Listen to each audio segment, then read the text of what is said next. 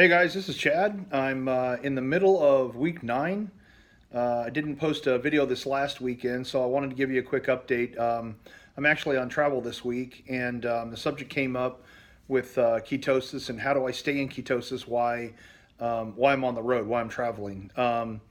So I wanted to kind of go through some of the things that I do. One of the things that's really tough when I travel is I'm not able to take the liquid MCTs and a lot of the fats that I take when I'm at home. So I do also supplement greatly. One of the things that I've realized over the last 9 weeks is supplementing with certain vitamins and minerals is critical to staying in ketosis for many reasons I've talked about on previous videos. I won't go into right now, but I do want to kind of talk about some of the things that I do, why I'm on ketosis.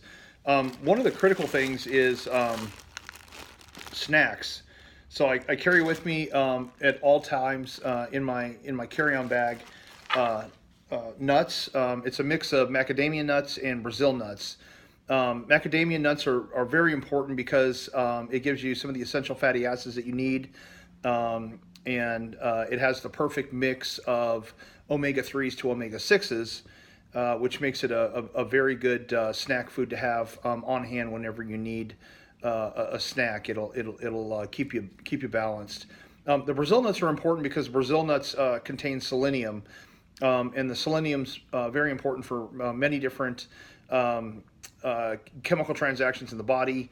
It has a lot of positive benefits, and I like Brazil nuts because they taste good. And I don't supplement with selenium, probably like I should. I get a blood test every 6 months to test my levels of my vitamins and minerals, as well as my testosterone and some of the other things that my doctor likes to keep in check, my cholesterol and things like that. So one of the key things that I take is turmeric. And so what I do is I count the pills out for the number of days that I'm going to be gone, and then I put them in separate baggies. The other thing that's really important is I take cod liver oil pills and MCT oil pills. And those I tend to keep in the bottles. Any vitamin or mineral or the MCTs that are in dark bottles, you want to keep those in the bottles. They're dark for a reason. They decompose in sunlight, and so you don't want to take vitamins and minerals that are in a dark bottle and stick them in a baggie because that'll be bad. So I do take those. I typically take 3 cod liver oil and 3 MCT pills a day.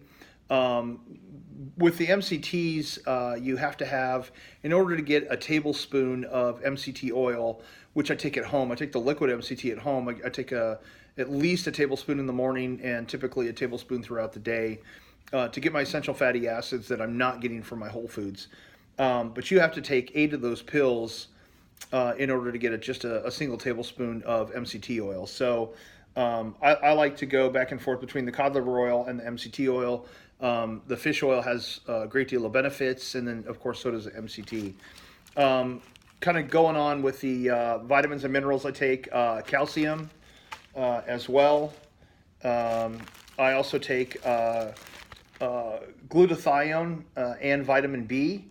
The vitamin B is nice because you can't really overdose on vitamin B. It's a water-soluble vitamin, and anything that your body doesn't absorb, you just excrete in your urine. And all of these vitamins that are water-soluble do the same thing.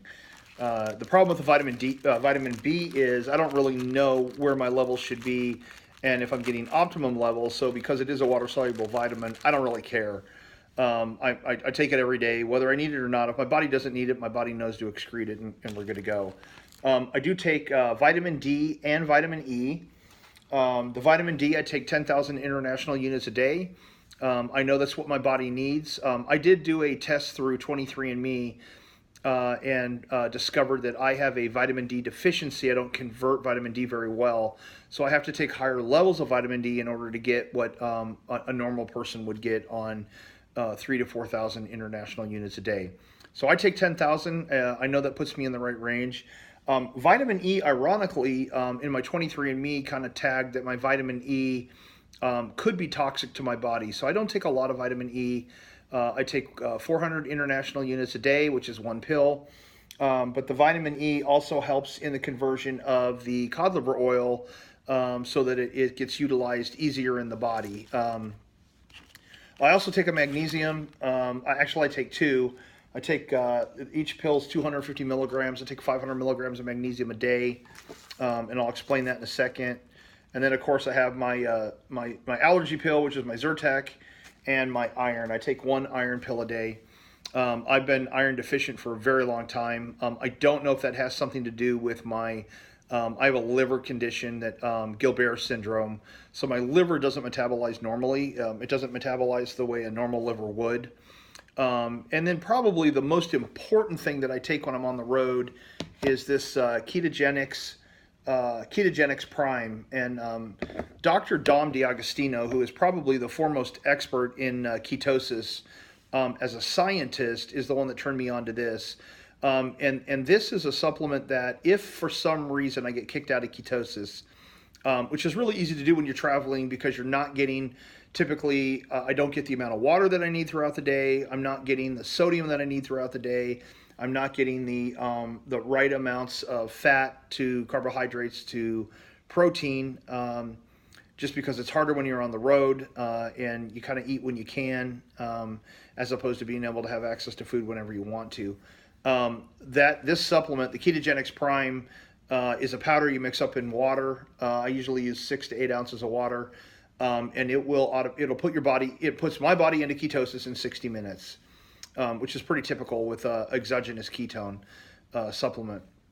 So some of the things that I try to keep up on when I'm on the road, because it's really critical, essential minerals, magnesium, potassium, sodium, and calcium. Those are probably the four that are, at least for me, the most important. I really struggle with the sodium because I like to take pink Himalayan salt when I'm at home, because it's got over 80 essential minerals in it, and it really keeps it keeps everything in check. I'm really, at this point, 9 weeks in, I can tell when my body's off, and I can really tell when things just aren't working right. So a lot of times hydration works really, really well, but making sure that I have the magnesium, the potassium, the sodium, the calcium, all of those things are critical, and can really throw your body off if you're out of balance in any one of those things. The selenium is a nice bonus because I get it with the Brazil nuts. I eat those as a snack. Also, kind of when I'm just trying to chill out at the hotel, I'll order some Earl Grey tea, hot tea, no sugar. It's a nice tea, kind of relaxes me at night, allows me to kind of get ready for for bedtime, and then I'm able just to kind of settle down and relax and get into a nice sleep mode. So that's really what I do when I'm on the road. Generally, when I'm on the road, I typically only eat once a day. Sometimes I'll eat breakfast, a light breakfast, maybe some scrambled eggs and some bacon, and a glass of water. And that'll typically be my breakfast. I don't eat breakfast every day. I did happen to eat it this morning. I had some scrambled eggs with cheese and some bacon and sausage, and that worked out really well. And then I didn't eat again until dinner, late dinner. I had a really late dinner. It is about, I don't know, it's probably 10 o'clock right now. And I had, what did I have? Oh, we just had some appetizers. I had a little bit of steak, a little bit of chicken, a little bit of shrimp, and some chicken wings, a couple of chicken wings, nothing big, didn't go overboard. One of the big benefits that I'm having, I was telling a buddy of mine I was with dinner, is I'm just really not hungry. I only eat now when I'm hungry. I don't eat if I'm not hungry anymore. I don't eat because it's breakfast or lunch or dinner time, whatever it is. If I happen to wake up in the morning and I feel like I need to eat breakfast, I will. Typically a light breakfast, but with the MCT oils and a lot of the stuff that I'm taking right now, I'm just not that hungry. It's a little different on the road because I don't exactly get the fat content that I need when I'm on the road, at least not the content that I'd like to have. So I do tend to get hungry for breakfast when I am on the road, but I can go all day without and only eat one meal and be just fine, have plenty of energy. The nice thing about the ketogenic diet, energy is never an issue for me. I always have lots of energy.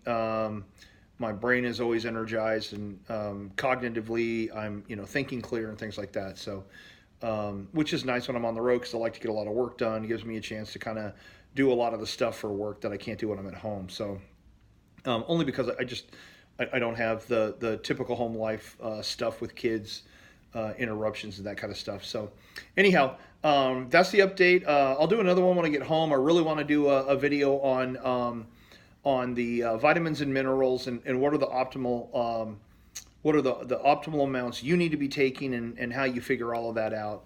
I did take my blood levels this morning. I was at a 1.4 in ketosis. Remember, it's from a 0.5 to a 3.0 on the blood meter.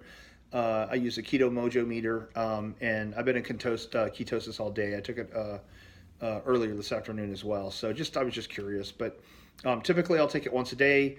If I take it in the morning, and then I'm at a 1.4, 1.5 in the morning, and I'll take it again the next morning. As long as I'm still in ketosis, then I know I was good for the last 24 hours. So anyhow, that's it for today. Look forward to a later video later this week, and stay healthy and keep life simple.